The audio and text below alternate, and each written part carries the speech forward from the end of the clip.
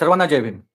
जय भीम म्हटल्याबरोबर जय भीम सिनेमाची आठवण होते आणि तो एक सीन आठवतो की त्या पोलीस स्टेशनमध्ये एका तरुणाची हत्या होते. पोलीस त्याची हत्या करतात आणि त्याच्या शवाची विल्हेवाट लावतात आणि मग त्याला न्याय देण्यासाठी चंद्रू नावाचा ॲडव्होकेट जीवाची बाजी लावतो आणि त्याला न्याय मिळवून देतो. असंच काही प्रकरण महाराष्ट्रामध्ये सुद्धा घडलंय. सोमनाथ सूर्यवंशी या तरुणाची अशीच तुरुंगामध्ये हत्या झाली आणि मुख्यमंत्र्यांनी विधानसभेत घोषित केलं की तो हृदयविकाराच्या झटक्याने मरण पावला.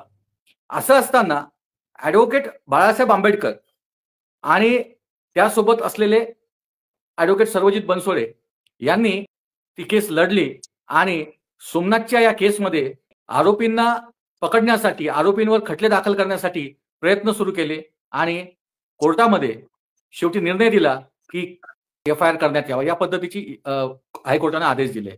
तर एकूणच हे प्रकरण काय आहे हे आपण या ठिकाणी समजून घेऊयात. माझ्यासोबत आहेत ॲडव्होकेट सर्वजित बनसोडे, वंचित बहुजन आघाडी महाराष्ट्राचे उपाध्यक्ष. मी त्यांचं स्वागत करतो आजच्या या महत्वाच्या चर्चेत आणि त्यांच्याकडून आपण हे सविस्तर या सोमनाथ सूर्यवंशी याच्या हत्येसंबंधीची माहिती समजून घेऊ. तर एकूणच या घटनेमागचं सत्य काय आहे, सरकारचा खोटेपणा काय आहे आणि यामधील न्यायाची भूमिका काय आहे.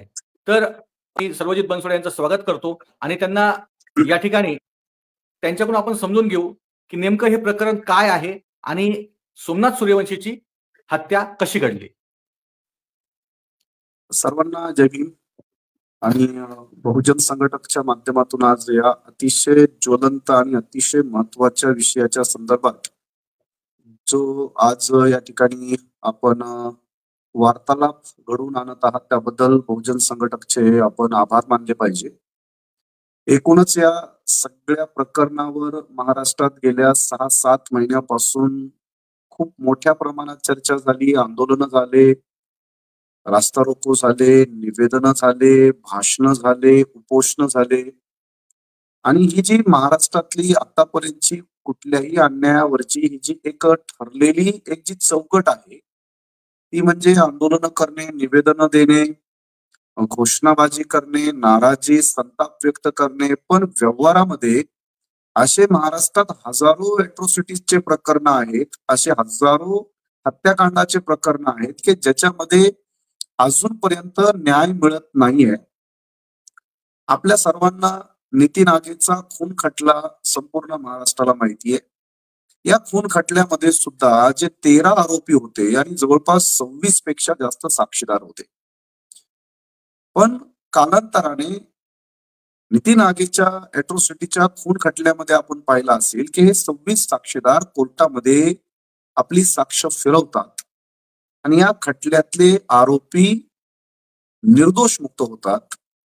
अशाच प्रकारचा अनुभव खैरलांजी सारख्या जागतिक दर्जावर गाजलेल्या, जगानं ज्या हत्याकांडाचा निषेध केला अशा खैरलांजीच्याही हत्याकांडातले जे 46 आरोपी होते, या 46 पैकी नेमके किती आरोपींना शिक्षा झाली तर ती अतिशय बोटावर मोजण्यासारखी प्रक्रिया आहे. एका दुसऱ्या आरोपीला त्या प्रकरणामध्ये आरोपी म्हणून गृहीत धरला गेला असेल, पण त्याही प्रकरणातले जवळपास अनेक आरोपी त्यामधून बाहेर पडले गेले. मी या दोन अतिशय महाराष्ट्रामध्ये, जगभरामध्ये या 2 एट्रोसिटीच्या खटल्यांचा मी मुद्दाम उल्लेख केला आणि या माध्यमातून मला आपल्या सर्वांच्या समोर ही भूमिका ठेवणं गरजेचं आहे की फक्त आरडाबोंबा करून, फक्त निवेदन देऊन किंवा काही लोकांनी फक्त फोटो आणि स्टंटबाजी करून अशा पद्धतीनं आपला राग आणि संताप कदाचित व्यक्त होईल, पण मूळ ज्या न्यायासाठी हे आंदोलन असतं तो न्याय मात्र अनेक प्रकरणामध्ये आपल्याला मिळत असताना दिसत नाही. पण या प्रकरणामध्ये आपण पाहत आहोत की या प्रकरणाच्या पहिल्या दिवसापासून म्हणजे कॉम्बिंग ऑपरेशन पासून, सोमनाथ सूर्यवंशी यांच्या अंतविधीपासून ते आता मुंबई उच्च न्यायालयाच्या औरंगाबाद खंडपीठाने जे 4 जुलैला जे आदेश पारित केले त्या आदेशापर्यंत या संपूर्ण खटल्यामध्ये जी अतिशय महत्वाची गोष्ट आहे की या सर्व प्रकरणामध्ये खुद्द श्रद्धेय बाळासाहेब आंबेडकर यांनी जमिनीपासून ते हायकोर्टापर्यंत, रस्त्यापासून ते न्यायालयापर्यंत सर्व स्तराची अतिशय पूर्ण ताकदीनं ही लढाई लढली असल्यामुळे आता कुठं या प्रकरणातल्या दोषी पोलीस अधिकाऱ्यांवर गुन्हे दाखल करण्याच्या संदर्भात न्यायमूर्ती विभा कंकणवाडी व न्यायमूर्ती संजय देशमुख या 2 न्यायमूर्तींच्या बेंचने या संदर्भातले निर्देश हे परभणीतील नवा मंडव पोलीस स्टेशनच्या PI यांना स्पष्टपणे निर्देश दिलेले आहेत, आदेश दिलेले आहेत आणि वेळ सुद्धा त्यांना घालून दिलेली आहे की विदिन 7 डेज म्हणजे एका आठवड्यामध्ये या सगळ्या लोकांवर गुन्हे दाखल झाले पाहिजे. आणि आपल्या सगळ्यांना हे माहित असणं गरजेचं आहे की या संपूर्ण प्रकरणामध्ये न्यायालयाच्या माध्यमातून जवळपास 72 पेक्षा जास्त लोकांची या प्रकरणामध्ये न्यायालयाने नोटीस बजावलेली आहे, चौकशी केलेली आहे आणि या संपूर्ण प्रकरणामध्ये अनेक पोलीस याच्यामध्ये सहभागी आहेत आणि त्यांचं येणाऱ्या काही दिवसामध्ये, कारण पुढची सुनावणी जवळपास 30 तारखेला आहे, मी या पूर्ण खटल्यामध्ये आपण सातत्यानं आजपर्यंत अनेक मुद्दे मांडलेले आहेत. या खटल्यावर आपण मागच्या दिवसांमध्ये खूप साऱ्या भूमिका मांडलेल्या आहेत. फक्त मी या निमित्ताने एवढंच सांगणं गरजेचं समजतो की या पूर्ण प्रकरणामध्ये जवळपास 8 लोक सिरियस ग्रीवियस इंज्युर्ड आहेत. सोमनाथ सूर्यवंशी यांचा याच्यामध्ये हत्या झाली, त्यांचा खून झाला, मृत्यू झाला, पण इतरही 8 लोकांना प्रचंड गंभीर मारहाण पोलिसांच्या माध्यमातून झाली होती. 47 लोकांना या प्रकरणामध्ये रेग्युलर बेल करावी लागली आणि या पूर्ण प्रकरणामध्ये 9 लोकांना अँटिसिपेटरी बेल मिळाली होती, ज्याच्यामध्ये आपले विजय बाबा वाकोडे यांची सुद्धा या प्रकरणामध्ये अँटिसिपेटरी बेल मिळवली होती. आणि या सगळ्या प्रकरणामध्ये वंचित बहुजन आघाडीच्या माध्यमातून स्थानिक वकिलांची बाळासाहेब आंबेडकरांच्या मार्गदर्शनाखाली एक मोठी टीम, अतिशय चांगलं त्यांनी काम बजावलेलं आहे. औरंगाबाद मधल्या वकिलांची टीम असेल, काही मुंबईतले सहकार्यांची टीम असेल, मी सुद्धा याच्यामध्ये एका महत्वपूर्ण हिअरिंगच्या प्रक्रियेमध्ये मी सुद्धा सहभागी होतो. पण परभणी, औरंगाबाद आणि काही मुंबईतले सहकारी या सर्वांनी आदरणीय नेते बाळासाहेब आंबेडकरांच्या प्रमुख मार्गदर्शनाखाली स्वतः बाळासाहेब आंबेडकरांनी या प्रकरणामध्ये मुख्यत्वे या सर्व प्रक्रियेला खंडपीठासमोर अतिशय प्रभावीपणे आणि अतिशय ताकदीने हे प्रकरण मांडलं असल्यामुळे आता अतिशय महत्वाचा निकाल आलेला आहे. पण अजून ही लढाई पूर्ण झालेली नाही, कारण मूळ जो या सगळ्या प्रकरणातला मूळ मुद्दा आहे की आपल्या नवीन BNSS मध्ये किंवा जुन्या CRPC मध्ये किंवा एकूणच कायद्यामध्ये पोलीस नावाच्या यंत्रणेला, ज्याला आपण स्टेट म्हणतो, या पोलिसांनी पोलीस कस्टडी असेल किंवा ज्युडिशियल कस्टडी असेल याच्यामध्ये मृत्युमुखी पडणाऱ्या हजारो अशा लोकांच्या हत्या या पोलीस स्टेशनमध्ये घडत आहेत. आणि या सगळ्या पोलिसांना कुठली शिक्षा होते का, काही पनिशमेंट आहे का, या संदर्भातल्या कोणत्या गाईडलाईन आहेत का, हा मूळ प्रश्न आदरणीय बाळासाहेब आंबेडकरांनी न्यायालयामध्ये उपस्थित केलेला आहे. आणि अजूनपर्यंत अनेक लोकांना या बाबतीमधली जाणीव नाहीये. गुन्हे दाखल करण्याचे निर्देश दिलेले आहेत. कदाचित हे सगळे गुन्हेगार पोलीस कर्मचारी अधिकारी कदाचित सुप्रीम कोर्टमध्ये जाण्याची तयारी करत असतील, कारण एकूण हा जो प्रकार आहे, हा प्रकार म्हणजे माणसानं माणसाची केलेली हत्या नसून सरकारनं केलेली हत्या आहे. त्यामुळे सरकारने सोमनाथ सूर्यवंशी यांची हत्या केलेली आहे. म्हणून हे प्रकरण Vijayabai Suryavanshi versus state and others या नावाने या प्रकरणाला ओळखलं जातं. अजूनपर्यंत अनेक लोकांमध्ये पोलीस म्हणजे स्टेट आहे याची कल्पना आणखी सर्वसामान्य लोकांमध्ये नाहीये. पोलीस म्हणजे सरकार आहे, पोलीस म्हणजे स्टेट आहे. आणि ज्या प्रकरणामध्ये स्वतः पोलीस अर्थात सरकारच ज्याच्यामध्ये आरोपी आहे, तर मग सरकार जे चौकशी करेल, सरकार जे पुरावे जमवेल, त्याच्यावर विश्वास ठेवायचा कसा? जर स्वतः सरकारच आरोपी आहे, तर मग सरकारच्या कोणत्या प्रक्रियेवर विश्वास ठेवायचा, कोणत्या चौकशीवर विश्वास ठेवायचा?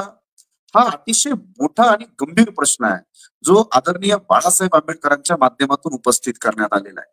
त्यामुळं ऍव्हरेज कदाचित महाराष्ट्राला एक माहित नसेल, महाराष्ट्रामध्ये दरवर्षी 140 ते 190 या पोलीस कस्टडी आणि ज्युडिशियल कस्टडीमध्ये मृत्युमुखी पडणाऱ्या कैद्यांची संख्या आहे. म्हणजे वर्षाला कमीत कमी 150 आणि आतापर्यंतचे आणि देशभरातले जर आकडे आपण पाहिले तर हे आकडे हजारो मध्ये आहेत.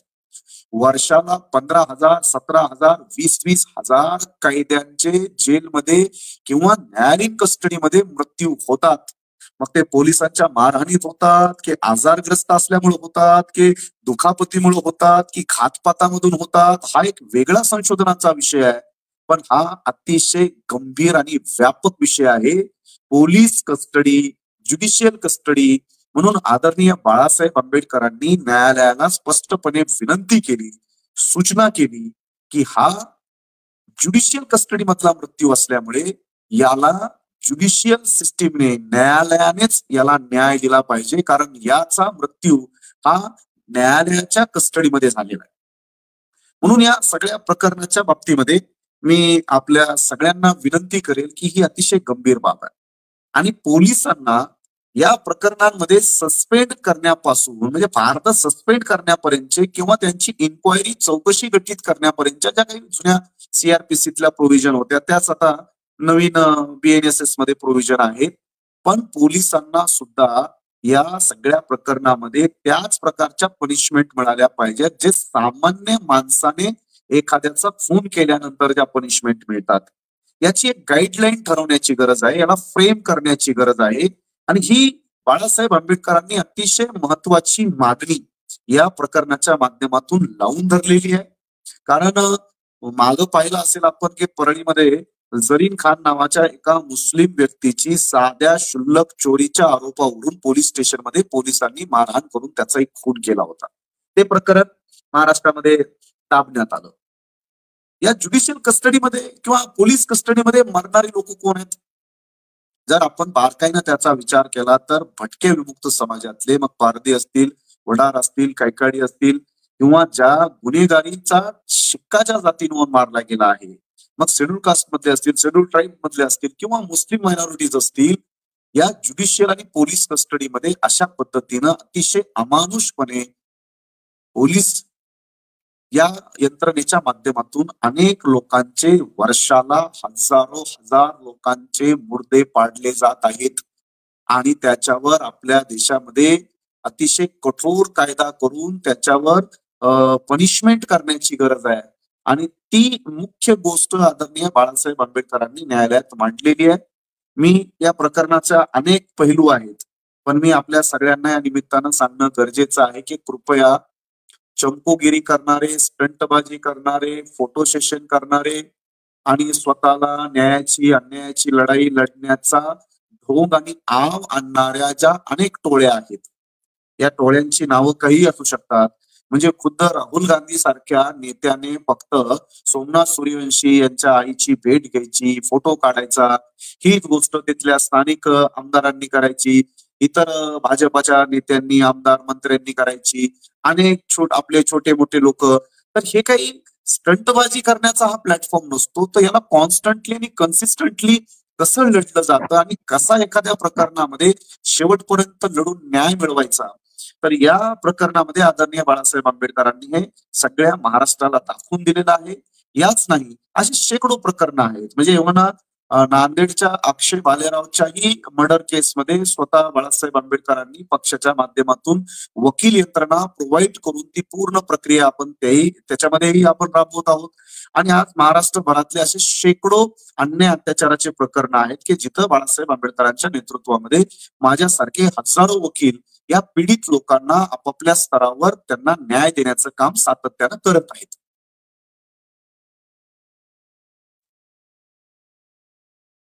आपण फार महत्वाची माहिती या ठिकाणी दिलेली आहे. जवळजवळ हे सगळं प्रकरण आपण अगदी थोडक्यात समजावून सांगितलेलं आहे. आता यापुढचा मुद्दा असा समजून घ्यायचा आहे की हे जे प्रकरण आहे, या प्रकरणामध्ये जे काही आरोपी आहेत त्या आरोपींवर कोणत्या कायद्याअंतर्गत शिक्षा होऊ शकते आणि ती केवढी असू शकते? व मूळ अजूनपर्यंत मी तेच आपल्या सर्वांच्या लक्षात आणून देण्याचा प्रयत्न करत आहे की याच्यामध्ये एका मोठ्या अमेंडमेंटची म्हणा एका नव्या प्रोव्हिजनची गरज आहे आणि न्यायालयाला आपण त्या संदर्भात आता सध्या कुठल्या स्वरूपाचे गुन्हेगारांना याच्यामध्ये अतिशय महत्वाची भूमिका बजावली आहे ती सोमनाथ सूर्यवंशी यांची आई विजया सूर्यवंशी. कारण त्यांनी जो 18 डिसेंबरला पोलिसांकडे ही तक्रार केलेली आहे आणि अजूनपर्यंत पोलिसांनी त्यांची साधी FIR नोंदवून घेतलेली नाही. अतिशय निर्लज्जपणाचा हा कळस आहे. न्याय निवाडा कोण दोषी आहे कोण निर्दोष आहे हे ठरवण्याचं काम न्यायपालिकेचं आहे. पोलिसांचं मुख्य काम आहे पीडित व्यक्तीची FIR नोंदवून घेणं. 18 डिसेंबरला विजया सूर्यवंशी पोलीस स्टेशन मध्ये अर्ज देतात FIR नोंदवण्यासाठी आणि आता जो महिना चालू आहे तो जुलै महिना चालू आहे. म्हणजे जवळपास आपण पाहतो आहोत की 6 ते 7 महिन्याचा कालावधी झालेला आहे. एक अतिशय निर्घुणपणे पोलीस मारहाणीमध्ये हत्या झालेल्या एका मुलाची आई 7 महिन्यापासून तडफडत आहे. हे माझ्या मुलाचा ठीक आहे तुम्ही पहिले FIR तर नोंदवून घ्या. मेडिकलचा पोस्टमॉर्टमचा रिपोर्ट आल्यानंतर सुद्धा जर पोलीस FIR नोंदवून घेत नसेल आणि त्याच्यासाठी हायकोर्टाला आदेश द्यावे लागत असतील तर याच्यापेक्षा नालायक आणि नीचपणा कोणता म्हणायचा. कारण कुठल्याही क्षेत्रामध्ये मेडिकलचा पोस्टमॉर्टमचा रिपोर्ट हा अतिशय शाश्वत आणि कन्फर्म पुरावा मानला जात असतो आणि पोस्टमॉर्टमचा रिपोर्ट उपलब्ध असताना सुद्धा महाराष्ट्राचे मुख्यमंत्री फडणवीस विधानसभेमध्ये अतिशय धादांत खोटं बोलतात. अशा खोटारड्या मुख्यमंत्र्याला महाराष्ट्रातल्या जनतेनं रस्त्यावर अडवून प्रश्न विचारले पाहिजे. हे इतकं खोटं तुम्ही काही पोस्टमॉर्टमच्या म्हणजे सगळ्या सर्जन डॉक्टरांपेक्षा तुम्ही हुशार आहे. तुम्ही तुमच्या पोलिसांच्या खोट्या रिपोर्टवर तुम्ही महाराष्ट्राच्या करोडो लोकांची दिशाभूल केली आणि पोस्टमॉर्टमचा रिपोर्ट उपलब्ध झाला असल्यानंतर सुद्धा तुम्ही म्हणता श्वसन विकारानं तो मेला. सांगण्याचं तात्पर्य एवढंच आहे की या लोकांना अतिशय कठोर शिक्षा झाली पाहिजे. त्याच्याशिवाय पोलीस ही जर कुठल्या शासनाची कुठल्या पक्षाची बटालियन बनवून किंवा त्या पक्षाचे कार्यकर्ते किंवा टूल बनवून जर पोलीस काम करत असेल तर अशा पोलिसांना जेलमध्ये डांबून अतिशय कठोर शिक्षा केल्याशिवाय पोलीस हे मंत्री संत्री आमदार खासदार आणि प्रस्थापित सत्ताधारी वर्गाचे बाहुले बनून जर काम करत असतील तर पोलिसांना चपराक बसला पाहिजे आणि पोलिसांचा अहंकार आणि मी करेल तो कायदा किंवा ज्याला पोलिसांची दादागिरी आपण एक प्रकारची म्हणूया ही महाराष्ट्रात बोखाळलेली आहे. आणि माझ्या या भूमिकेशी महाराष्ट्रातला प्रत्येक नागरिक सहमत असेल. आज मीरा भाईंदर सारख्या ठिकाणी मराठी लोकांच्या मोर्चाला सुद्धा पोलिसांनी परवानगी दिली नाही जो त्यांचा फंडामेंटल राईट आहे. शेवटी तिथल्या स्थानिक आमदाराला बोलावं लागलं की नाही मी पण येतो तेव्हा पोलीस परवानगी देतात. म्हणजे पोलीस जो फंडामेंटल राईट आहे माणसांचा प्रोटेस्ट करण्याचा जो प्रत्येक माणसाचा फंडामेंटल राईट आहे माझी तक्रार तुम्ही नोंदवून घ्या. तुम्ही दोषी आहात की निर्दोष आहात हे ठरवण्याची प्रक्रिया फार दूरची आहे. माझी तक्रार नोंदवून घ्या. साध्या तक्रारी नोंदवण्यासाठी बाळासाहेब आंबेडकरांसारख्या दिग्गज नेत्याला 7 महिन्यापासून संघर्ष करावा लागला.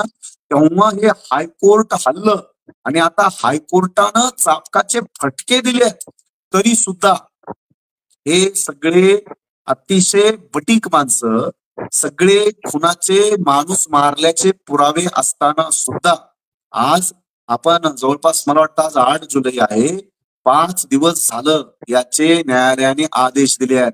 तुम्हाला आठवत असेल की बदलापूरच्या अक्षय शिंदे फेक एन्काउंटर केस मध्ये सुद्धा रेवती ढेरे मॅडम ज्या मुंबई उच्च न्यायालयाच्या न्यायाधीश आहेत त्यांनी सुद्धा असेच पोलिसांवर गुन्हे दाखल करण्याचे आदेश दिले होते. अजूनपर्यंत त्या बदमाश पोलिसांवर गुन्हे दाखल झाले नाहीत.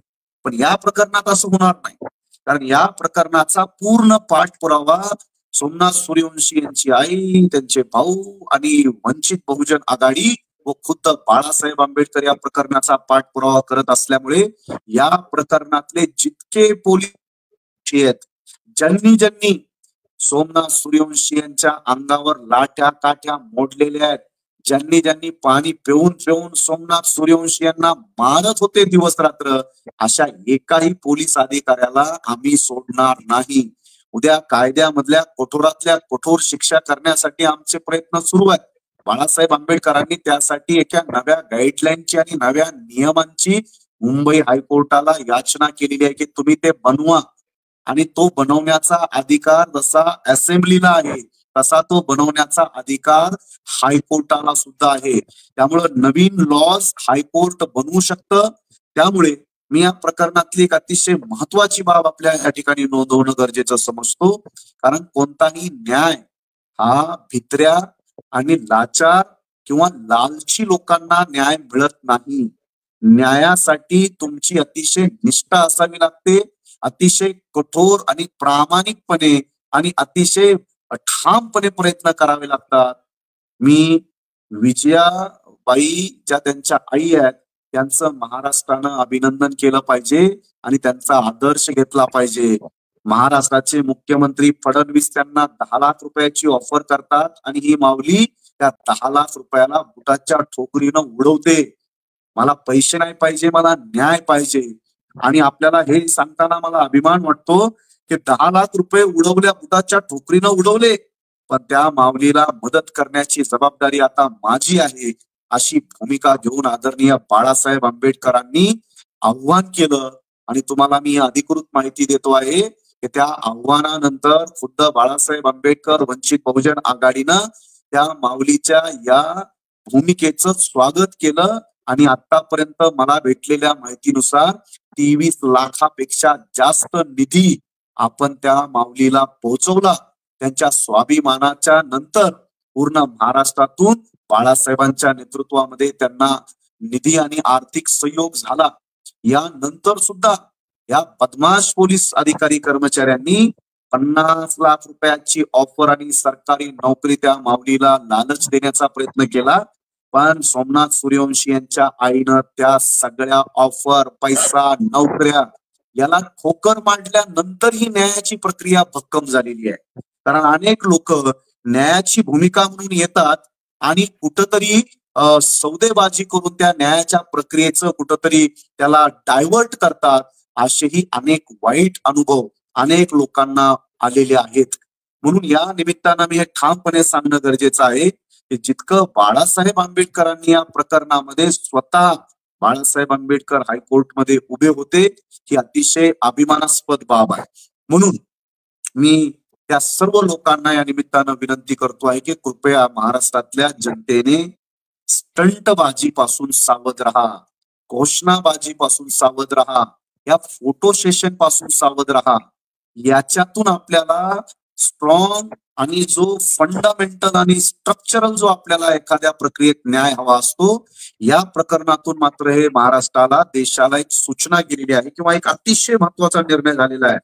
आणि तो म्हणजे जर पोलीस कायदा हातात घेऊन निरपराध लोकांना अशा पद्धतीनं बेदम मारहाण करत असेल किंवा त्यांच्या अशा कस्टडीमध्ये हत्या होत असतील, तर आपल्याला हे सांगणं गरजेचं आहे की त्या सगळ्या पोलिसांचा कर्दन काळ.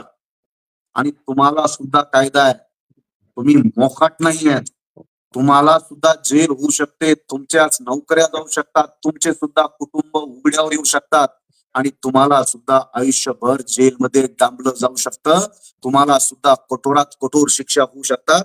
हे बाळासाहेब आंबेडकरांनी या प्रकरणातून महाराष्ट्रातल्या त्या पोलिसांना, हे प्रामाणिक आणि कायद्याचं पालन करणाऱ्या पोलिसांबद्दल आम्ही बोलत नाही आहोत, पण जे पोलीस इथल्या सत्ताधाऱ्यांचे, प्रस्थापितांचे, आमदार, खासदार, मंत्र्यांचे हस्तक बनून अनेक प्रकरणं दाबण्याचा, अनेक प्रकरणामध्ये सामान्य लोकांचा छळ करण्याचा ज्या पोलिसांनी महाराष्ट्रामध्ये नंगा नाच चालवलेला आहे, त्या पोलिसांसाठी हा अतिशय महत्वाचा इशारा आहे. मी एक अतिशय महत्वाचा विषय सांगून थांबतो जरा.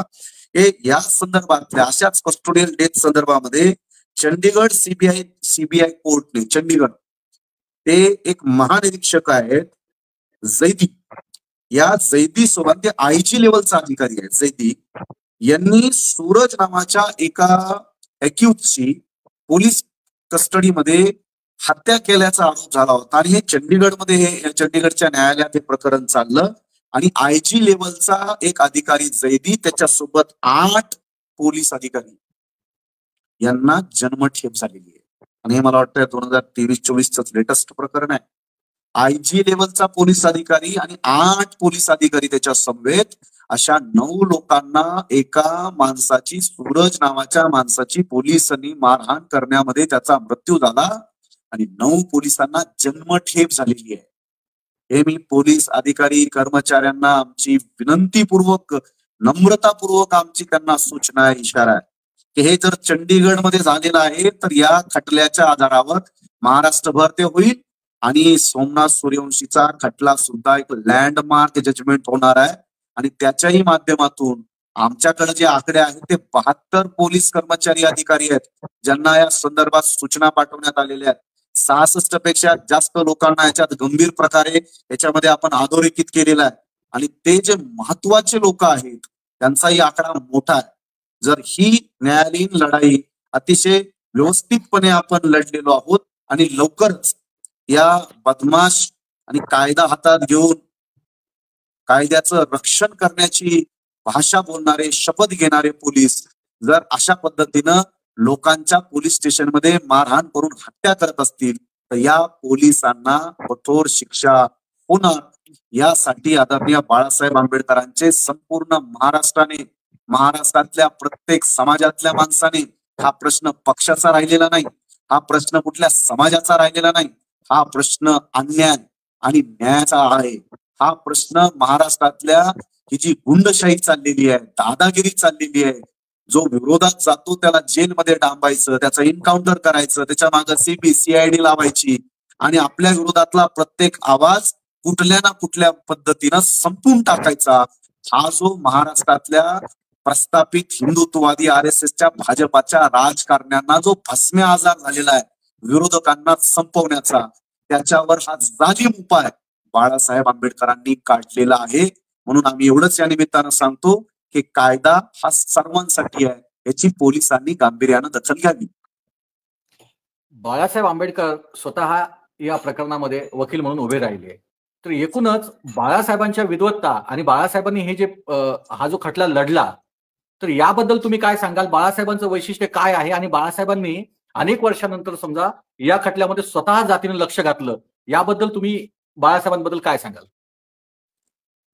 याबद्दल आपण थोडीशी अजून माहिती सुधारित दुरुस्त करण्याची गरज आहे. कारण बाळासाहेब आंबेडकर हे अर्थातच संविधान निर्माते बाबासाहेब आंबेडकरांचे ते नातू आहेत आणि त्याला इनबिल्ट म्हणता येईल किंवा बाय बर्थ म्हणता येईल किंवा त्यांच्या संघर्षातून, त्यांच्या मेहनतीतून त्यांनी जे ज्ञान संपादन केलेलं आहे त्या ज्ञानाचा दरारा आम्ही स्वतः औरंगाबाद खंडपीठामध्ये जी 1.5 तासापेक्षा जास्त हिअरिंग झाली त्या हिअरिंग मध्ये आम्ही अनुभवलेलं आहे.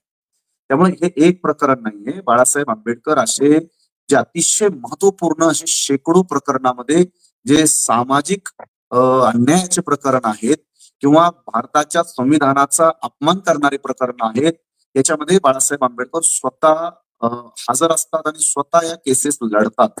आता लेटेस्ट UAPA सारखा जो कायदा आहे, या UAPA ची सुद्धा केस स्वतः बाळासाहेब आंबेडकर मुंबई हायकोर्टमध्ये लढत आहेत. मध्यंतरी आपण पाहिलं असेल की 76 लाख संध्याकाळी 6 नंतर जे वोटिंग झालं त्या वोटिंगची सुद्धा मुंबई हायकोर्टामध्ये ते केस स्वतः लढले. पण अतिशय खेदानं आपल्याला सांगणं गरजेचं आहे की मुंबई हायकोर्टाने बाळासाहेब आंबेडकरांच्या या अतिशय गंभीर भूमिकेकडे दुर्लक्ष केलं. पण तरी सुद्धा बाळासाहेब आंबेडकरांनी त्यांना आव्हान केलेलं आहे आणि ते सुप्रीम कोर्टामध्ये ही लोकशाही वाचवण्याची लढाई हॉटेलवर बसून कुठंतरी खासगीमध्ये लोकशाही धोक्यात आहे, आपल्या संविधानाचं काय होणार, संविधान वाचलं पाहिजे, डेमोक्रेसी वाचली पाहिजे, या ज्या बाष्कळ आणि पोकळ गप्पा मारणारं जे टोळकं आहे त्या टोळक्याला हे समजलं पाहिजे की बाळासाहेब आंबेडकर हे त्याची लढाई रस्त्यावरही लढतायत आणि न्यायालयामध्ये सुद्धा लढतायत. त्यामुळे असे ढोंग आणून समाजाची दिशाभूल करणारे जे बदमाश आहेत यांच्या कानपटामध्ये सनसनीत चपराक आहे बाळासाहेब आंबेडकरांच्या या सगळ्या लढाया. आणि ह्या बऱ्याच लढाया आहेत. मी मगाशी उल्लेख केला की आम्ही आदरणीय बाळासाहेबांच्या नेतृत्वामध्ये असे शेकडो हजारो वकील आहेत. म्हणजे मी स्वतः त्यांच्या सूचनेप्रमाणे अनेक प्रकरणांमध्ये आम्ही जातो आणि त्या लोकांना, पीडित लोकांना आम्ही न्याय मिळवून देतो. असे माझ्यासारखे शेकडो हजारो वकील आदरणीय बाळासाहेबांच्या नेतृत्वात काम करत असतात. त्यामुळे अशा अनेक हजारो प्रकारच्या न्यायालयीन लढाया बाळासाहेब आंबेडकर महाराष्ट्रामध्ये लढत आहेत. याची सर्वांनी दखल घेणं गरजेचं आहे. नक्कीच ही फार महत्वाची माहिती तुम्ही या निमित्तानं सांगितली. यामुळे महाराष्ट्राला कळेल की बाळासाहेब आंबेडकर हे कोणकोणत्या प्रकरणामध्ये स्वतः जातीनं लक्ष घालून त्या लढाया शेवटपर्यंत नेण्यासाठी प्रयत्न करतात आणि संविधान आणि लोकशाही वाचवण्यासाठी खऱ्या अर्थानं प्रयत्न करतात. काँग्रेस किंवा इतर पक्षांसारखी दिखावेबाजी, शोबाजी करण्यामध्ये त्यांना अजिबात रस नाही, तर त्यांना कार्य करण्यामध्ये रस आहे. ही महत्वाची माहिती तुमच्या या निमित्तानं नक्कीच कळली. शेवटचा महत्वाचा प्रश्न की अशी जी काही प्रकरणं होत आहेत, ही प्रकरणं होत असताना आपण प्रिव्हेंटिव्ह ऍक्शन म्हणून काय केलं पाहिजे आणि समाज म्हणून समाजाची भूमिका काय असली पाहिजे, मार्गदर्शन आपण त्यावर करावं. समाज एकूणच आपल्या सगळ्यांना जे जाणवत आहे, कारण मी नुकतीच जी 76 लाख वोटिंगची केस झाली त्या संदर्भात आदरणीय साहेबांसोबत आम्ही मुंबई हायकोर्टमध्ये होतो आणि 3 तासापेक्षा जास्त बाळासाहेब आंबेडकरांनी या प्रकरणात आर्ग्युमेंट केलेला आहे. More than 3 hours. आता जे हायकोर्टच्या प्रोसिजरला समजून घेणारे लोक आहेत किंवा ज्यांना हायकोर्ट ही नेमकी काय संस्था आहे किंवा त्याची काय शक्तिस्थान आहे हे ज्यांना माहिती आहे, त्या सर्व लोकांना ही माहिती आहे की 3 तासापेक्षा जास्त आर्ग्युमेंट करण्यासाठी एखाद्या वकिलाला सामान्यपणे हायकोर्ट अलाउड करतं का, किंवा सामान्यपणे हायकोर्टामध्ये म्हणजे बऱ्याच आर्ग्युमेंट चालतात, तासनतास चालतात, त्याबद्दल काही दुमत नाही. पण बाळासाहेब आंबेडकरांसारखा एक वकील आणि वंचित बहुजन समाजाचं नेतृत्व करणारे जेव्हा ते उभे होतात, तेव्हा अनेक गोष्टी न्यायालयाला त्याची दखल घ्यावी लागते. मी या निमित्ताने एवढंच आपल्या सर्व लोकांना सांगेन की एवढं असून सुद्धा जर ही व्यवस्था अनेक प्रकरणामध्ये बाळासाहेब आंबेडकरांसारख्या अतिशय महत्वाच्या नेत्याच्या सूचनेकडे जर दुर्लक्ष करत असेल, बाळासाहेब आंबेडकरांच्या अनेक भूमिकांकडे दुर्लक्ष करत असेल, तर हे अतिशय गंभीर आहे. मी समाजाला, सर्व समाजाला मी एवढंच सांगणं गरजेचं समजतो या निमित्ताने की आपण सर्वांनी बाळासाहेब आंबेडकरांच्या कार्यशैलीला आणि त्यांच्या सर्व कार्यावर एकदा शांतपणे विचारपूर्वक आपण त्याच्यावर भूमिका घेतल्या पाहिजे. कारण आज जो बाळासाहेब आंबेडकरांचा काम करण्याचा जो दरारा आहे, जी यंत्रणा आहे आणि त्यांचं जे काम करण्याची जी शक्तिस्थान आहेत, त्याच्या आधारावर ही व्यवस्था किमान बाळासाहेब आंबेडकरांना दचकते, घाबरते. अन्यथा ही व्यवस्था, ब्राह्मणवादी व्यवस्था, राहुल गांधी सारख्या देशाचे 55 वर्ष प्रधानमंत्री पद ज्या कुटुंबाकडे होते, त्या राहुल गांधींना सुद्धा ईडीच्या ऑफिसमध्ये चौकशीला बोलवलं जातं. मी अरविंद केजरीवाल सारखे स्टँडिंग मुख्यमंत्री सुद्धा आम्ही जेलमध्ये गेलेले पाहिले आहेत. शिबू सोरेनचा मुलगा हेमंत सोरेन सारखे स्टँडिंग मुख्यमंत्री आम्ही जेलमध्ये गेलेले पाहिले आहेत. त्यामुळे आमदार, खासदार, मंत्री तर सोडूनच द्या, इतके एक से एक दिग्गज रथी महारथी हे आज जेलमध्ये डांबले जात आहेत आणि प्रत्येकाला जेलची, पोलिसांची, सीबीसीआयडीची भीती घालून, अक्षरशः ढुंगणात शेपूट घालून गल्ली बोळा जसे कुत्रे असतात, अशी अवस्था इथल्या विरोधकांची, इथल्या भाजप RSSच्या लोकांनी केलेली आहे. आणि तरी या व्यवस्थेला छाती ठोकपणे आव्हान करणारे आणि या देशाच्या प्रधानमंत्र्याला थेटपणे गांडूगिरी करणारे प्रधानमंत्री नरेंद्र मोदी, असं या प्रधानमंत्र्याचे वाभाडे काढणारे, मोहन भागवतांना जेलमध्ये डांबलं पाहिजे, आरबॅक सारखा यांच्यावर कायदा लावला पाहिजे, असं जाहीरपणे RSS आणि भाजपाच्या सगळ्या दिग्गज नेत्यांचे वाभाडे काढण्याची धमक, यांना भिडण्याची धमक ही बाळासाहेब आंबेडकरांमध्ये आहे, हे आपण सगळ्यांनी मान्य केलं पाहिजे. आणि इथल्या लाखो करोडो आंबेडकरवाद्यांच्या बळावर बाळासाहेब आंबेडकर अनेक वेळेला हे आव्हान करतात. आता मुंबई हायकोर्टाला सुद्धा त्यांनी आव्हान केलं. मुंबई हायकोर्ट म्हटलं की आमचा वेळ वाया घातला, आम्ही यासाठी तुमच्यावर फीस आकारली असती, तुम्हाला दंड आकारला असता. बाळासाहेब आंबेडकरांनी मुंबई हायकोर्टाला सुद्धा आव्हान केलं की तुमच्यात हिंमत आहे तर मला दंड लावा. त्यामुळे मी एवढंच सांगेन की अशी इथल्या ब्राह्मणवादी जातीवादी व्यवस्थेसोबत बेधडकपणे यांच्याशी पंगा घेऊन यांच्याशी दोन हात करणार नेता हे बाळासाहेब आंबेडकर आहेत. ठीक आहे, काही लोकांचे मतभेद असू शकतात, रणनीतीहून असू शकतात, आयडिओलॉजीहून असू शकतात, बाळासाहेब आंबेडकरांच्या व्यक्तिमत्वाबद्दल मतभेद असू शकतात. ते मतभेद एक वेगळा भाग आहे. त्या मतभेदांवर चर्चा होऊ शकते, त्या मतभेदांबद्दल वेगळा विचार होऊ शकतो. पण ही हिंमत आणि ही ताकद आज बाळासाहेब आंबेडकर सोडून इतर कोणत्याही पुढाऱ्यामध्ये नाही. कारण ज्यांना लोक पुढारी समजतात हे अक्षरशः शेतात उभे केलेले बुजगावणे आहेत, भाजपाचे, राष्ट्रवादीचे, काँग्रेसचे. आणि अशा बुजगावण्यांच्या नादी लागून विनाकारण वंचित बहुजन समाजाने आपल्या आयुष्याची बर्बादी करून घेऊ नये ही या निमित्तानं मी समाजाला विनंती करेन. नक्कीच बाळासाहेब आंबेडकर आणि वंचित बहुजन आघाडीमध्ये अजून अनेक दुरुस्ती करणं गरजेचं आहे, अजून अनेक सुधारणा करणं गरजेचं आहे. त्या सुधारणा आणि दुरुस्तीची भूमिका मान्य करून त्याच्यामध्ये काय काय आणखी आपल्याला ताकद उभी करता येईल, कुठल्या कुठल्या गोष्टी आपल्याला आणखी चांगल्या सुधारता येतील यावर एक चर्चा होऊ शकते. पण आपण विनाकारण या स्टंटबाज यंत्रणेमध्ये फसू नका एवढीच या निमित्तानं मी समाजाला विनंती करेन. अतिशय महत्वाच्या या चर्चेच्या निमित्ताने आपण सोमनाथ सूर्यवंशीचं हत्या प्रकरण काय आहे, त्यांच्यासोबतच अनेक लोकांना जी मारहाण झाली, गंभीर दुखापत झाल्या, त्याबद्दलचं सुद्धा तुम्ही या ठिकाणी विवेचन केलेलं आहे. याच संदर्भाने सरकारचा जो खोटेपणा आहे, मुख्यमंत्र्यांनी स्वतः निवेदन दिलेलं असेल की त्याचा हृदयविकाराने त्याचा मृत्यू झालेला आहे, या पद्धतीचा खोटेपणा त्यांनी दाखवलेला आहे. या सगळ्या गोष्टींवर एवढंच नाही तर यामागचं सत्य काय आहे, या प्रकरणामध्ये काय होऊ शकतं भविष्यामध्ये, आणि यासोबतच बाळासाहेब आंबेडकरांनी या खटल्यामध्ये दिलेली जी सगळ्यात न्यायपूर्ण भूमिका आहे ही सुद्धा फार महत्वाची आहे. आणि बाळासाहेब आंबेडकरांच्या या मुद्द्यांमुळे हे प्रकरण आज न्यायाच्या बाजूने चालू आहे. त्याबद्दल खरोखर आपण बाळासाहेब आंबेडकरांचं अभिनंदन करूयात. आणि या प्रकरणामध्ये आपण समाजाची भूमिका काय आणि चमकोगिरी करणाऱ्या लोकांची भूमिका काय हे सुद्धा आपण या ठिकाणी सविस्तरपणे सांगितलेलं आहे. एकूणच या प्रकरणामध्ये आपण संपूर्णपणे महत्वाच्या माहिती आम्हाला दिलेल्या आहेत. त्याबद्दल मी तुमचा आभार मानतो आणि सगळ्यांचं धन्यवाद व्यक्त करतो. जय भीम. जय भीम.